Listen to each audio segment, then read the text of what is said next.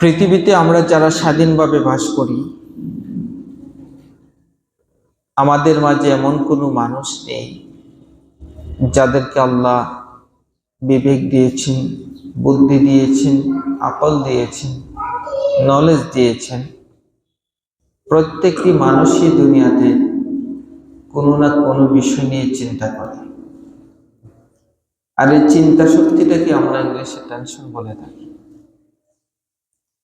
চিন্তা অবশ্যই করতে হয়, কারণ যারা গবেষণা করেন, কোনো বিষয়কে আবিষ্কার করতে চান বা করেন, যাদেরকে আমরা সায়েন্টিস্ট বলে থাকি, বিজ্ঞানী বলে থাকি। বিজ্ঞানী কোনো কিছু এমনিতে আবিষ্কার করে না, এগুলাকে চিন্তা করে গবেষণা করতে করতে করতে করতে এক পর্যায়ে গিয়ে আবিষ্কৃত হয়। আবিষ্কার করার পূর্বে তাকে ওই বিষয়ের নলেজ বা জ্ঞান অর্জন করতে হয়। এটা হচ্ছে একটা দিক। কোনো আবিষ্কারের ক্ষেত্রে অবশ্যই চিন্তা করতে হয়, আর চিন্তার ফসলটাই তার গবেষণা। দ্বিতীয়ত হচ্ছে, আমরা যখন পড়ালেখা করাই বা করি, পৃথিবীতে যারাই পড়ালেখা করে তারা পড়ালেখার ক্ষেত্রে কোনো বিষয়টাকে তারা উদ্ঘাটন করতে গেলে অবশ্যই চিন্তা করে সেই বিষয়টাকে উদ্ভাবন করে বা তৈরি করে থাকে। মানুষের দৈনন্দিন জীবনে আরো কিছু কাজ আছে। যেমন আরো একটা বিষয় আমরা খেয়াল করি,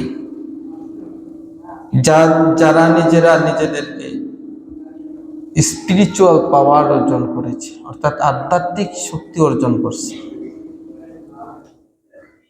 যারা পৃথিবীতে সাধক ছিলেন এবং আছেন, ওই সাধকরা কিন্তু একমাত্র আল্লাহর ধ্যানেই তারা নিজের জীবনকে তারা বিলীন করে।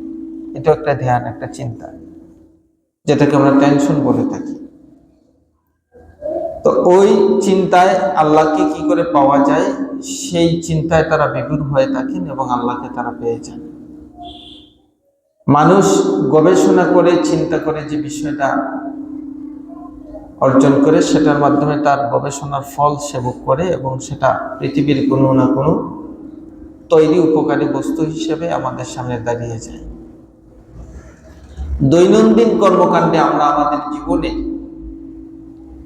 অনেক কিছু বিষয় নিয়ে আমরা চিন্তা করি। যেমন আমরা যে যে কর্মে আছি, প্রত্যেকটি কর্মের সাথে আমরা চিন্তা ভাবনা করেই কাজ করতে হবে।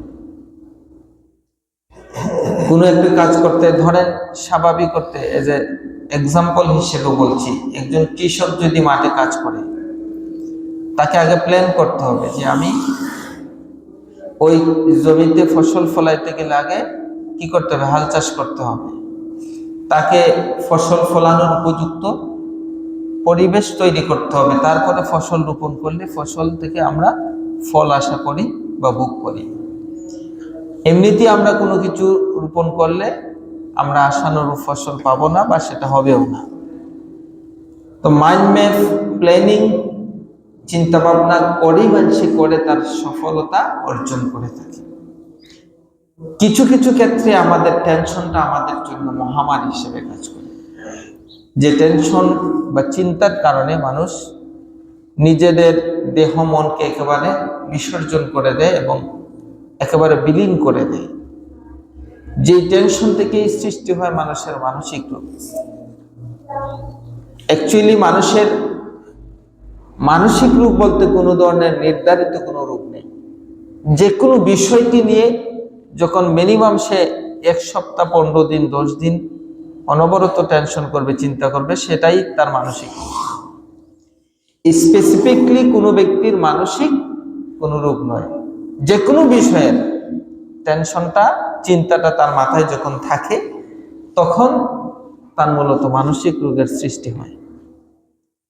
আর মানসিক রোগ যে ব্যক্তির মাঝে ধারণ করবে, ওই ব্যক্তিটাই সে নিজে মানসিকভাবে দুর্বল হয়ে পড়বে।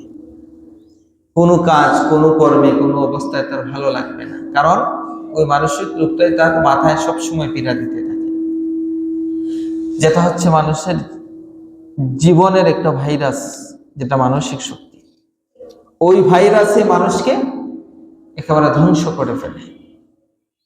তো ক্ষেত্র বিশেষে মানুষের চিন্তা অটোমেটিক মানুষের মাথায় ধ্যানে মনে চলে আসে। যেমন স্বাভাবিক অর্থে যদি কোনো ব্যক্তি ঋণ করে, ঋণের তাড়নায় ঋণ কিভাবে পরিশোধ করবে তার একটা টেনশন থাকে।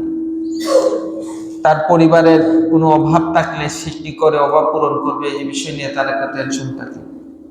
কোনো কাজ করতে গিয়ে কিভাবে সে করবে বা ওই কাজকে কিভাবে সমাপ্ত করবে এটা নিয়ে তার একটা টেনশন থাকে। জীবনে চলার ক্ষেত্রে প্রতিটি মুহূর্তে মানুষের কম বেশি টেনশন করতেই হয়। কম বেশির ক্ষেত্রে এটা কোনো ফ্যাক্টর নয়।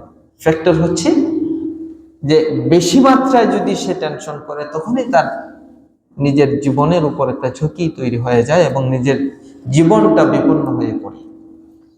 এই জন্য আল্লাহ রাব্বুল ইজ্জত মানুষকে টেনশন মুক্ত রাখার জন্য আল্লাহর কিন্তু আদেশ মানুষদেরকে ঔষধ হিসেবে দিয়েছেন। রাসূল পাক সাল্লাল্লাহু আলাইহি ওয়াসাল্লামের হাদিস দ্বারাও কিছু হাদিস আমাদের টেনশন মুক্ত রাখার ক্ষেত্রে তিনি আমাদেরকে উপহার দিয়েছেন। এই দুটি বিষয় আমি আপনাদের উদ্দেশ্যে আলোচনা করব। প্রথমত আসি, আল্লাহ রাব্বুল ইজ্জত তিনি বলেছেন, লা তাকনাতু মির রাহমাতিল্লাহ ইন্নাহু ইয়াগফিরুয যুনুবা জামিয়া। আল্লাহ বলছেন, বান্দা তুমি আমার রহমত থেকে কখনো নৈরাশ হইও না। কি বলছেন? কখনো নৈরাশ হইও না। নৈরাশ মানে কি? আশা ছেড়ে দেওয়া। কখনো তুমি নৈরাশ হইও না। আমি আল্লাহ তোমার জন্য কখনো নৈরাশ হওয়ার কথা বলিনি। আমি আল্লাহ সর্বদা তোমার সহযোগী। যখনই তুমি আমি আল্লাহকে চাইবে তখন আমি আল্লাহ তোমার হয়ে যাই, তখনই আমি তোমার সাহায্যকারী হয়ে যাই, তখনই তোমার বিপদের বন্ধু হয়ে যাই, তখনই আমি তোমাকে তোমার চাওয়া পাওয়া যা আছে সবকিছুকে পূরণ করে আমি নিজে আল্লাহ তোমাকে খুশি করি। বড় করে বলেন সুবহানাল্লাহ।